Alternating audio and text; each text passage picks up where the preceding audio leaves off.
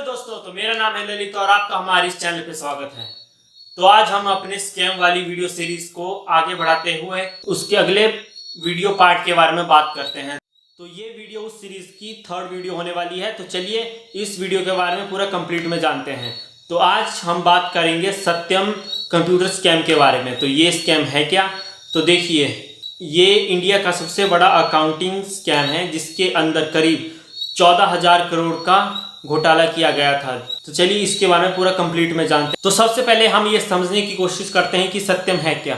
तो सत्यम एक computer service limited एक कंपनी थी जो कंप्यूटर से रिलेटेड सर्विस प्रोवाइड करती थी। जो सत्यम कंप्यूटर सर्विस लिमिटेड कंपनी थी उसे 1987 में दो भाइयों रामा राजू और रामालिंगम राजू द्वारा हैदराबाद में फाउंड किया गया था और जो शुरुआत में 20 एम्प्लॉय के साथ काम कर रही थी। ये आईटी एंड बीपीओ की सर्विस ऑफर करती थी कई वेरियस सेक्टर्स के लिए। कंपनी को जल्दी ही सक्सेस मिल गई थी और अपनी इसी इनिशियल सक्सेस के कारण कंपनी ने जल्दी ही आईपीओ हासिल कर लिया था और 1991 में बीएससी जो बॉम्बे स्टॉक एक्सचेंज है उसके अंदर लिस्टेड हो गई थी। इसके बाद कंपनी ने जल्दी ही अपने फर्स्ट 500 फॉर्च्यून डियर एंड कॉम के क्लाइंट्स को हासिल कर लिया था। कंपनी ने जल्दी ही इतनी बड़ी सक्सेस हासिल कर ली थी, वो इतनी बड़ी कंपनी बन चुकी थी कि वो इंडिया की 4th largest IT export service company बन चुकी थी जो अपने सॉफ्टवेयर को एक्सपोर्ट करती थी।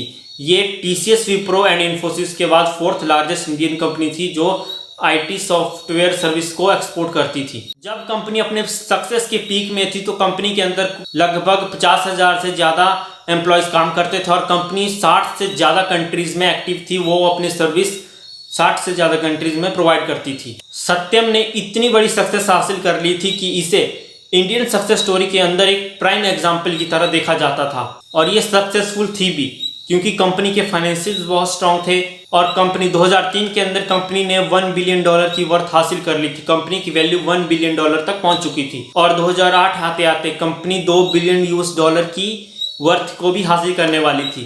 कंपनी के सक्सेसफुल इस पीरियड के अंदर, इस ड्यूरेशन के अंदर कंपनी के जो सीएजी थे वो 40% प्रॉफिट के अंदर ऑपरेट कर रहे थे विद 20% इंक्रीमेंट और जिसके साथ साथ उनके जो शेयर प्राइसेस थे वो 300% से 300% से इंक्रीज हो रहे थे। इसके चलते कंपनी को हर तरफ से वाहवाही मिल रही थी और इसके बाद कंपनी को कई अवार्ड से भी नवाजा गया। 2008 में कंपनी को दी गोल्डन पीकॉक अवार्ड से नवाजा गया और 2008 में ही मिस्टर राजू को इंडिया के अर्नस्ट एंड यंगेस्ट एंटरप्रेन्योर के रूप में अवॉर्डेड किया गया था।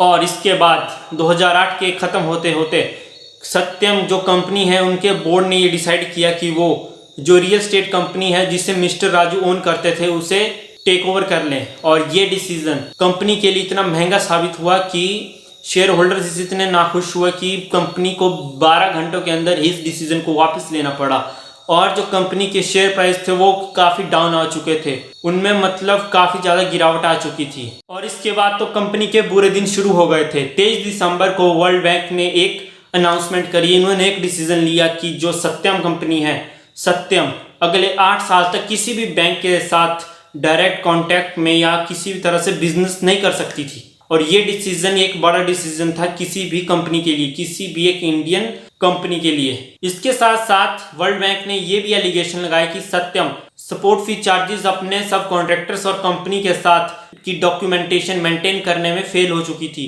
जिसके कारण कंपनी की इमेजेस और भी गंदी हो चुकी थी। इस वक्त तक कंपनी के साथ काफी कुछ बुरा हो चुका था लेकिन अभी भी कुछ कसर बाकी थी जिसे पूरा करने के लिए सामने आए मिस्टर राजू। उन्होंने कंपनी से रिजाइन कर दिया और इसके साथ साथ उन्होंने कन्फेस भी किया कि उन्होंने कंपनी के अकाउंट्स को मैनिपुलेट किया था जिसमें 7,000 करोड़ की रकम शामिल है। 7,000 करोड़ रुपए किसी तरह से कम नहीं होते, ये बड़ा अमाउंट है जिसके कारण कंपनी के शेयर थे वो रातों रात, जिसके कारण कंपनी के सारे शेयर होल्डर्स, सभी एम्प्लॉयज सभी शॉक में रह गए थे कि ये क्या हो रहा है। जब बाद में रिपोर्ट सामने आई तो इसमें ये पाया गया कि मिस्टर राजू ने 1999 में ही इसकी मैनिपुलेशन शुरू कर दी थी। जो एनालिस्ट है उनकी एक्सपेक्टेशन को मीट करने के लिए कंपनी के जो क्वार्टरली प्रॉफिट है उनको मतलब इन्फ्लेट बढ़ाना शुरू कर दिया था। इसके साथ साथ जो मिस्टर राजू है उन्होंने कई ऐसी बैंक स्टेटमेंट बनाई जो एग्जिस्ट नहीं करती थी अपने कंपनी के बैलेंस शीट में कॉस्ट को इन्फ्लेट करने के लिए, बढ़ाने के लिए। देखिए किस तरह के इंसान है। रेवेन्यू बढ़ाने के लिए उन्होंने कस्टमर्स के फेक आइडेंटिटीज बनाई थी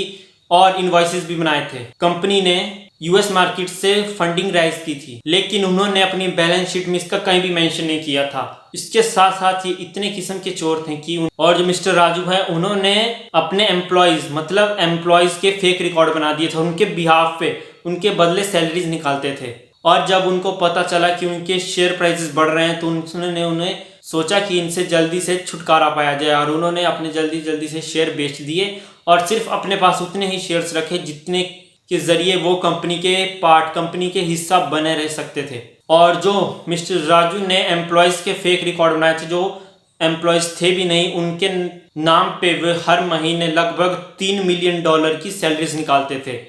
$3 मिलियन मतलब किसी के लिए भी बहुत बड़ा अमाउंट होता है, और ये है भी। लेकिन आप ये सोच रहे होंगे कि इतना पैसे का मिस्टर राजू करते क्या थे।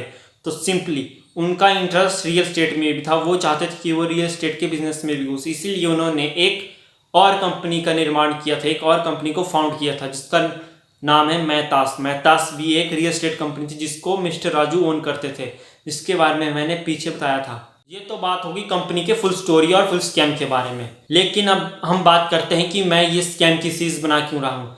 मैं ये स्कैम की सीरीज इसलिए नहीं बना रहा हूँ कि आप इनसे ये सीखें कि हमें भी स्कैम करना चाहिए, इससे ज़्यादा पैसा कहाँ मिलेगा भाई, पैसा कमाओ और ऐश करो। ऐसी बात नहीं होती। अगर आप पहले पैसा कमा लेते तो बाद में आपको इसको चुकाना भी पड़ता है।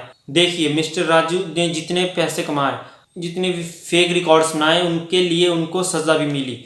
जब उन्होंने कन्फेस किया कि उन्होंने इन रिकॉर्ड्स को मैनिपुलेट किया था, बैलेंस शीट को मैनिपुलेट किया था, तो उसके 2 दिन बाद ही उनको अरेस्ट कर लिया गया और उन पे कई चार्जेस भी लगाए गए। उन पे charges in criminal conspiracy, trust का ब्रीच करने के चार्जेस लगाए गए, और उसी के साथ साथ फॉर्जरी के चार्जेस भी लगाए गए। ये काम बिल्कुल भी सही काम नहीं होता, इसीलिए हम सभी को इस काम को करने से बचना चाहिए। तो कंक्लूजन क्या है? तो कंक्लूजन ये है कि हमने जाना कि सत्यम है क्या चीज, सत्यम स्कैम क्या चीज है, इसमें कितने करोड़ का घोटाला हुआ है। देखिए सत्यम में पूरा 14,000 करोड़ का घोटाला हुआ है, जो रिपोर्ट में सामने आया है। सत्यम है क्या चीज़, ये इसके स्कैम हुआ कैसे था, इसमें हमने पूरी टाइमलाइन को डिस्कस किया था कि पूरी सक्सेस से लेकर इसके पूरे डूबने तक की पूरी स्टोरी हमने आज की वीडियो में डिस्कस करी है। तो उम्मीद है आपको ये वीडियो इन्फॉर्मेटिव लगी होगी और आपको कुछ ना कुछ सीखने को ज़रूर मिला होगा। अगर आपको ये वीडियो पसंद आए तो वीडियो को लाइक करना ना भूलें। नीचे चैनल के सब्सक्राइब का बटन भी दिया, उसे ज़रूर सब्सक्राइब कर दें अगर अभी तक आपने सब्सक्राइब नहीं किया है तो। और इसी तरह से हमारे वीडियो को देखते रहिए। तो मिलते हैं आपसे अगली वीडियो में, तब तक see you, have a good day, take care, bye bye.